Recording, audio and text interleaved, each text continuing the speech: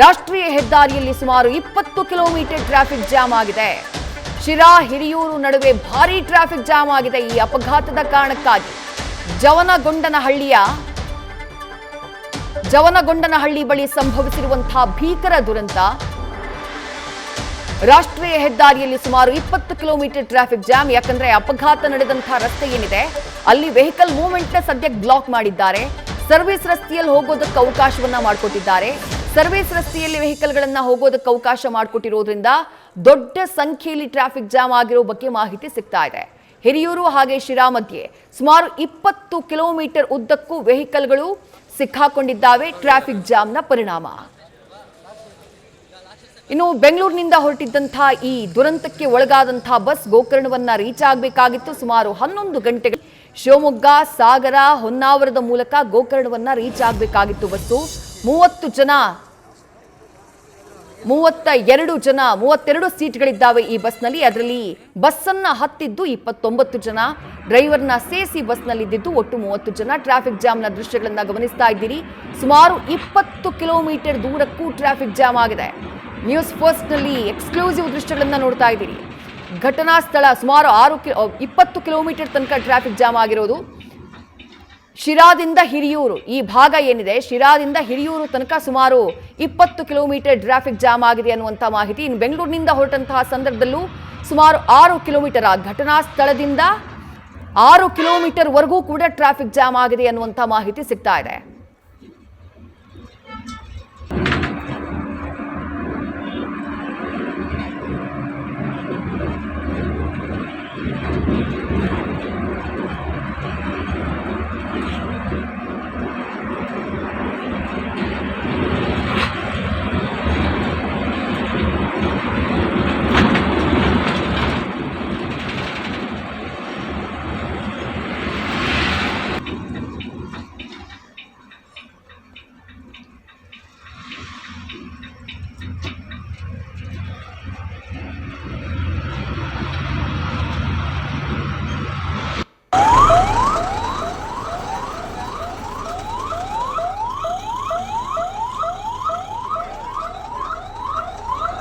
ಇನ್ನು ಗೋಕರ್ಣಕ್ಕೆ ಹೊರಟಿದ್ದಂತಹ ಈ ಬಸ್ನಲ್ಲಿ 29 ಜನ ಪ್ರಯಾಣಿಕರು ಏನಿದ್ರು, ಆ 29 ಜನ ಪ್ರಯಾಣಿಕರಲ್ಲಿ 25 ಜನ ನೇರವಾಗಿ ಗೋಕರ್ಣಕ್ಕೆ ಹೊರಟಿದ್ದವರು.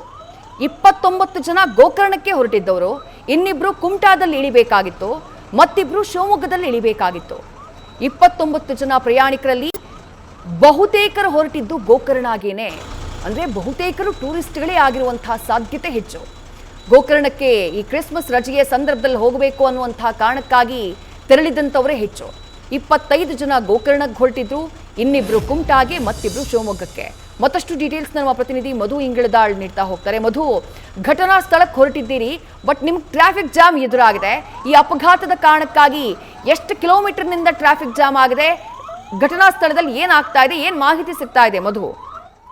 ಖಂಡಿತವಾಗ್ಲೂ ವಿದ್ಯಾ, ಏನು ಇದು ಬೆಳ್ಳಂಬೆಳಗ್ಗೆ ಈ ಒಂದು ಅಪಘಾತ ನಡೆದಿರುವಂತದ್ದು. ಅದರಲ್ಲೂ ಕೂಡ ಈಗ ಏನು ಖಾಸಗಿ ಬಸ್ಸು ದಗದಗ ಅಂತೇಳಿ ಒತ್ತಿ ಉರಿದಂತ ಹಿನ್ನೆಲೆಯಲ್ಲಿ ಶಿರಾಯಿಂದ ಹಿರಿಯೂರು ಮಾರ್ಗವಾಗಿ ಏನು ಸಂಚಾರ ಮಾಡ್ತಾ ಇದ್ರು, ಆ ಒಂದು ಮಾರ್ಗದಲ್ಲಿ ಈಗ ಟ್ರಾಫಿಕ್ ಜಾಮ್ ಉಂಟಾಗಿರುವಂತದ್ದು. ಶಿರಾ ನಗರದಿಂದಲೇ ಈ ಒಂದು ಟ್ರಾಫಿಕ್ ಜಾಮ್ ಶುರುವಾಗಿದೆ. ರಾಷ್ಟ್ರೀಯ ಹೆದ್ದಾರಿ 48ರಲ್ಲಿ ಅದರಲ್ಲೂ ಕೂಡ ಸಾಕಷ್ಟು ರಾತ್ರಿ ವೇಳೆನಲ್ಲಿ ಗೂಡ್ಸ್ ವೆಹಿಕಲ್ಗಳು ಜೊತೆಗೆ ಪ್ಯಾಸೆಂಜರ್ ವೆಹಿಕಲ್ಗಳು ಜೊತೆಗೆ ಸಾಕಷ್ಟು ಖಾಸಗಿ ಬಸ್ಗಳು, ಅದರಲ್ಲೂ ಕೂಡ ಪುಣೆ ಮಾರ್ಗವಾಗಿ ಸಂಚರಿಸ್ತಕ್ಕಂಥ ಸಾಕಷ್ಟು ಬಸ್ಗಳು ಇದೇ ಮಾರ್ಗದಲ್ಲಿ ಸಂಚಾರವನ್ನ ನಡೆಸ್ತವೆ. ಹಾಗಾಗಿ ಈ ಒಂದು ಶಿರಾ ಬಳಿ ಒಂದು ಸಣ್ಣ ಬ್ರೇಕ್ ಅನ್ನ ಕೊಡ್ತಾ ಇದ್ರು ಕೆಲವೊಂದು ಬಸ್ಗಳು. ಆದ್ರೆ ಏನು ಇವತ್ತು ಈ ಒಂದು ಜವಗಣ್ಣಹಳ್ಳಿ ಬಳಿ ಭೀಕರ ಅಪಘಾತ ನಡೆದಿದೆ. ಅದರಲ್ಲೂ ಕೂಡ ಈ ಒಂದು ಫೈರ್ ಇನ್ಸಿಡೆಂಟ್ ಆಗಿರೋದ್ರಿಂದ ಆ ಶಿರಾ ಇಂದ ಏನು ಪ್ರಾರಂಭ ಆಗುತ್ತೆ ಹಿರಿಯೂರು ಮಾರ್ಗವಾಗಿ ಸುಮಾರು 30 ಕಿಲೋಮೀಟರ್ ವರೆಗೂ ಕೂಡ ಈಗ ಟ್ರಾಫಿಕ್ ಜಾಮ್ ಆಗಿರುವಂತದ್ದು. ಈಗಾಗಲೇ ಮಧ್ಯರಾತ್ರಿ ಅಂದ್ರೆ ಸುಮಾರು 3 ಗಂಟೆಯಿಂದಲೂ ಕೂಡ ವಾಹನ ಸವಾರರು ವಾಹನಗಳಲ್ಲಿ ಅಂದ್ರೆ ಹೈವೇನಲ್ಲಿ ಬೇರೆ ಯಾವುದೇ ಕಡೆ ಹೋಗ್ಲಿಕ್ಕೂ ಕೂಡ ಸಾಧ್ಯವಾಗದ ಇರುವಂತಹ ಪರಿಸ್ಥಿತಿ ನಿರ್ಮಾಣ ಆಗಿರುವಂತದ್ದು. ಇನ್ನೊಂದು ಏನಂತಂದ್ರೆ ಕೆಲವೊಂದು ಕಡೆಗಳಲ್ಲಿ ರಾಷ್ಟ್ರೀಯ ಹೆದ್ದಾರಿ ಕಾಮಗಾರಿ ಕೂಡ ನಡೀತಾ ಇದೆ. ಅದರ ಜೊತೆಯಲ್ಲಿ ಈ ಒಂದು ಅಪಘಾತ ಆಗಿರುವಂತಹ ಹಿನ್ನೆಲೆಯಲ್ಲಿ ಈಗ ಶಿರಾಯಿಂದ ಹಿರಿಯೂರು ಜವಗಣ್ಣಹಳ್ಳಿ ಏನು ಆ ಮಾರ್ಗದಲ್ಲಿ ಹೋಗ್ತಕ್ಕಂತ ಎಲ್ಲಾ ಬಸ್ಗಳು ಜೊತೆಗೆ ಲಾರಿ, ಕಾರು ಎಲ್ಲವೂ ಕೂಡ ಈಗ ಟ್ರಾಫಿಕ್ ಜಾಮ್ ಅಲ್ಲಿ ಸಿಲುಕಿ ಹಾಕೊಂಡಿರುವಂತದ್ದು. ಯಾರು ಕೂಡ ಬೇರೆ ಯಾವುದೇ ಮಾರ್ಗದಲ್ಲಿ ಹೋಗ್ಲಿಕ್ಕೂ ಕೂಡ ಸಾಧ್ಯ ಇಲ್ಲ. ಯಾಕೆಂದ್ರೆ ಶಿರಾಯಿಂದ ದಾಟಿ ಏನು ಕಳ್ಳಂಬೆಳ್ಳ ಟೋಲ್ ಮುಖಾಂತರ ಶಿರಾ ಹೈವೇ ಪಾಸ್ ಆಗ್ತಾರೆ. ಆ ಒಂದು ಮಾರ್ಗದಲ್ಲಿ ಇರ್ತಕ್ಕಂಥ ಒಂದು ರಾಷ್ಟ್ರೀಯ ಹೆದ್ದಾರಿ 48 ಇದು ಚಿತ್ರದುರ್ಗಕ್ಕೆ ನೇರವಾಗಿ ಸಂಪರ್ಕ ಕಲ್ಪಿಸುತ್ತೆ. ಇಲ್ಲಿ ಬೇರೆ ಯಾವುದೇ ಮಾರ್ಗದಲ್ಲಿ ಹೋಗ್ಲಿಕ್ಕೂ ಕೂಡ ಸಾಧ್ಯ ಆಗಲ್ಲ. ಯಾಕಂದ್ರೆ ಶಿರಾಯಿಂದ ಏನಾದ್ರೂ ಬೇರೆ ಕಡೆ ಉಳಿಯಾರು ಮಾರ್ಗವಾಗಿ ಹೋಗ್ಬೇಕು ಅಂತಂದ್ರೆ ಅಲ್ಲಿಗೆ ಸುಮಾರು 100ರಿಂದ 120 ಕಿಲೋಮೀಟರ್ ಅವರು ಸುತ್ತ ಹಾಕೊಂಡು ಹಿರಿಯೂರು ಮಾರ್ಗವಾಗಿ ಬರ್ಬೇಕಾಗುತ್ತೆ. ಇಲ್ಲ ಅಂತಂದ್ರೆ ಶಿರಾಯಿಂದ ಏನಾದ್ರೂ ಅವರು ಈ ಕಡೆ ಅಮರಾಪುರ ರಸ್ತೆ ಈ ರೀತಿಯಾಗಿ ಏನಾದ್ರು ತೆಗೆದುಕೊಂಡ್ರು ಕೂಡ ಚಿತ್ರದುರ್ಗ ಹೋಗ್ಲಿಕ್ಕೆ ಸುಮಾರು 150-200 ಕಿಲೋಮೀಟರ್ ಆಗುವಂತದ್ದು. ಹಾಗಾಗಿ ರಾಷ್ಟ್ರೀಯ ಹೆದ್ದಾರಿನಲ್ಲಿ ನೇರವಾಗಿ 60ರಿಂದ 70 ಕಿಲೋಮೀಟರ್ ಅವರು ದಾಟಿದ್ರೆ ಚಿತ್ರದುರ್ಗ ರೀಚ್ ಆಗುವಂತ ಸಾಧ್ಯತೆ ಇರ್ತದೆ. ಆದ್ರೆ ಈಗ ಶಿರಾಯಿಂದಲೇ ಸುಮಾರು 30 ಕಿಲೋಮೀಟರ್ ಟ್ರಾಫಿಕ್ ಜಾಮ್ ಆಗಿರುವಂತದ್ದು. ಈಗ ಏನು ಹಿರಿಯೂರು ಗ್ರಾಮಾಂತರ ಪೊಲೀಸ್ ಠಾಣೆ ವ್ಯಾಪ್ತಿನಲ್ಲಿ ಈ ಒಂದು ಅಪಘಾತ ನಡೆದಿರೋದ್ರಿಂದ ಈಗ ಸ್ಥಳಕ್ಕೆ ಹಿರಿಯೂರು ಗ್ರಾಮಾಂತರ ಪೊಲೀಸರು ಭೇಟಿ ನೀಡಿ ಈ ಒಂದು ಟ್ರಾಫಿಕ್ ಅನ್ನ ತೆರವುಗೊಳಿಸುವಂತ ಕಾರ್ಯಾಚರಣೆಯನ್ನ ನಡೆಸ್ತಾ ಇದ್ದಾರೆ. ಚಿತ್ರದುರ್ಗ ಇಂದ ಬೆಂಗಳೂರು ಕಡೆ ಬರ್ತಕ್ಕಂತ ವಾಹನಗಳಿಗೆ ಈಗಾಗಲೇ ಅನುವನ್ನ ಮಾಡಿಕೊಟ್ಟಿದ್ದಾರೆ. ಈಗಾಗಲೇ ನಿಧಾನಗತಿಯಲ್ಲಿ ಆ ಒಂದು ವಾಹನಗಳ ಮೂವ್ಮೆಂಟ್ ಆಗ್ತಾ ಇದೆ. ಆದ್ರೆ ಶಿರಾಯಿಂದ ಚಿತ್ರದುರ್ಗ ಕಡೆ ಹೋಗ್ತಕ್ಕಂತ ಯಾವುದೇ ವೆಹಿಕಲ್ಗಳು ಕೂಡ ಸಾಕ್ತಾ ಇಲ್ಲ. ಯಾಕೆಂದ್ರೆ ಅಲ್ಲಿ ಅಪಘಾತ ಆಗಿರುವಂತದ್ದು ಕೂಡ ಅದೇ ಮಾರ್ಗದಲ್ಲಿ ಆಗಿರೋದ್ರಿಂದ ನಿಧಾನವಾಗಿ ಪೊಲೀಸರು ಕೂಡ ಒಂದೊಂದೇ ವಾಹನಗಳನ್ನ ಚಿತ್ರದುರ್ಗ ಕಡೆ ಬಿಡ್ಲಿಕ್ಕೂ ಕೂಡ ಪ್ರಯತ್ನವನ್ನ ನಡೆಸ್ತಾ ಇದ್ದಾರೆ. ವಿದ್ಯಾ, ರೈಟ್, ಥ್ಯಾಂಕ್ ಯು ಮಧು ತಮ್ಮೆಲ್ಲ ಡೀಟೇಲ್ಸ್ಗೆ. ಟ್ರಾಫಿಕ್ ಜಾಮ್ ದೃಶ್ಯಗಳನ್ನ ಕೂಡ ಗಮನಿಸ್ತಾ ಇದ್ದೀರಿ. ಹೃದಯ ವಿದ್ರಾವಕ ಅಪಘಾತ, ಒಂದು ಕಡೆ 15ಕ್ಕೂ ಹೆಚ್ಚು ಮಂದಿಯ ಜೀವ ಹೋಗಿದೆ ಎನ್ನುವಂಥ ಮಾಹಿತಿ, ಮತ್ತೊಂದು ಕಡೆ ಆ ಭಾಗದಲ್ಲಿ ಸಂಚರಿಸ್ತಾ ಇರುವಂತಹ ಆ ರಾಷ್ಟ್ರೀಯ ಹೆದ್ದಾರಿಯಲ್ಲಿ ಸಂಚರಿಸ್ತಾ ಇರುವವರಿಗೆ ಟ್ರಾಫಿಕ್ ಜಾಮ್ನ ಬಿಸಿ ತಟ್ಟಿದೆ. ಬೆಳ್ಳಂಬೆಳಗ್ಗೆಯೇ 6 ಗಂಟೆಯ ಸಮಯ ಆಗಿದೆ. ಸುಮಾರು 30 ಕಿಲೋಮೀಟರ್ ಟ್ರಾಫಿಕ್ ಆಗಿದೆ ಅಂತ ಹೇಳಿ ನಮ್ಮ ಪ್ರತಿನಿಧಿ ಮಧು ಇಂಗಳದಾಳ್ ಮಾಹಿತಿಯನ್ನು ಕೊಡ್ತಾ ಇದ್ರು. ಅಂದರೆ ಶಿರಾದಿಂದ ಆ ಘಟನಾ ಸ್ಥಳಕ್ಕೆ ಆ ಮಾರ್ಗವಾಗಿ ಹೋಗೋರು, ಚಿತ್ರದುರ್ಗ ಕಡೆಗೆ ಹೋಗೋರು ಯಾರಿದ್ದಾರೋ ಸುಮಾರು 30 ಕಿಲೋಮೀಟರ್ ಅಲ್ಲಿ ಟ್ರಾಫಿಕ್ ಜಾಮ್ ಆಗಿದೆ. ಬೆಂಗಳೂರಿನಿಂದ ಹೋಗುವಂತಹ ವೆಹಿಕಲ್ಗಳಿಗೆ ಸದ್ಯ ಸ್ಲೋ ಮೂವ್ಮೆಂಟ್ ಇದೆಯಂತೆ ಆ ಭಾಗಕ್ಕೆ ಹೋಗುವಂತಹ ವೆಹಿಕಲ್ಗಳಿಗೆ. ಆದರೆ ಈ ಶಿರಾದಿಂದ ಚಿತ್ರದುರ್ಗ ಕಡೆ ಬರುವಂತಹ ವೆಹಿಕಲ್ಗಳದ್ದು ಮೂವ್ಮೆಂಟೇ ಇಲ್ಲ.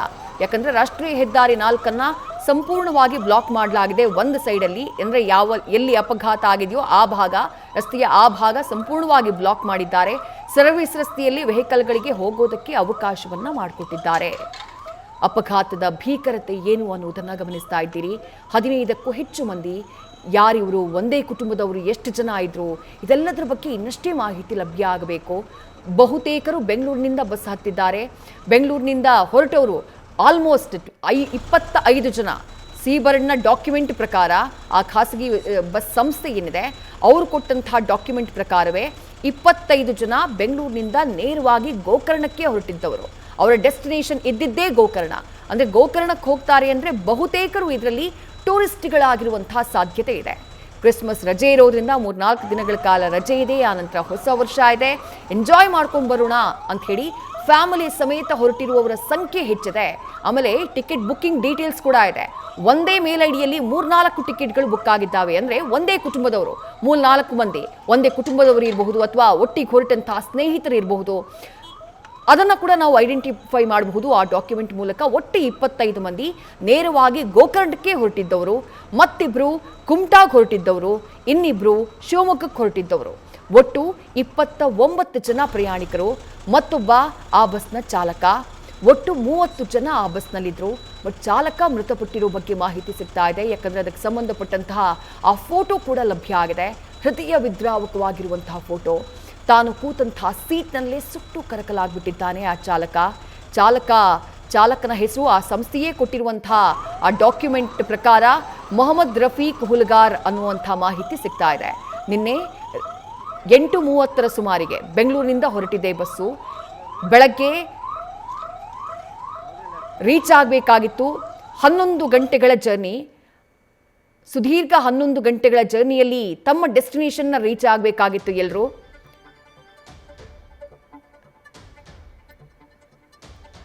ಆ ಫೋಟೋನ ಗಮನಿಸ್ತಾ ಇದ್ದೀರಿ ನೀವು. ಕಂಟೈನರ್ ಹೋಗಿ ಡಿಕ್ಕಿ ಹೊಡೆದಂತಹ ಕಂಟೈನರ್ನ ಫೋಟೋ ಇದು.